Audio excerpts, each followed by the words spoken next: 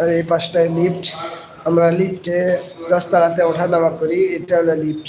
এই এই লিফট দিয়ে আমরা ওপরে উঠি এবং নিচে নামি। এই লিফটে আপনারা যারা প্রবাসী ভাইয়েরা আছেন অবশ্যই লিফটে ওঠার সময় সাবধানে উঠবেন এবং দেখে শুনে উঠবেন, কেননা অনেক সময় দেখা যায় লিফট চলে আসছে কিন্তু লিফটের যে একটা রুম থাকে সেই রুমটা না আসার কারণে অনেকে না দেখে লিফটের ভিতরে যে সময়টায় পাও দেয়, হয়তো বা লিফট না থাকার কারণে সোজাসুজি নিচে পড়ে যাওয়ার চান্স থাকে। তো সবাই চেষ্টা করবেন লিফটের দরজা খোলার পরে লিফটের ভিতরে দেখে তারপরে লিফটে ওঠার জন্য।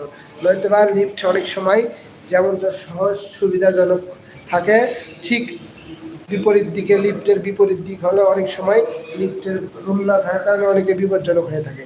তো আপনারা যারা লিফটে এখানে চাপ দেওয়ার পরে লিফট যে সময়টায় আপনার সামনে আসবে, আপনি যে কয়তলা ফ্লোর থেকে লিফটে ওঠেন না কেন, আগে লিফটের রুমটাকে দেখবেন, দেখার পরে তারপরে লিফটের ভিতরে প্রবেশ করবেন। আশা করছি আপনাদেরকে এই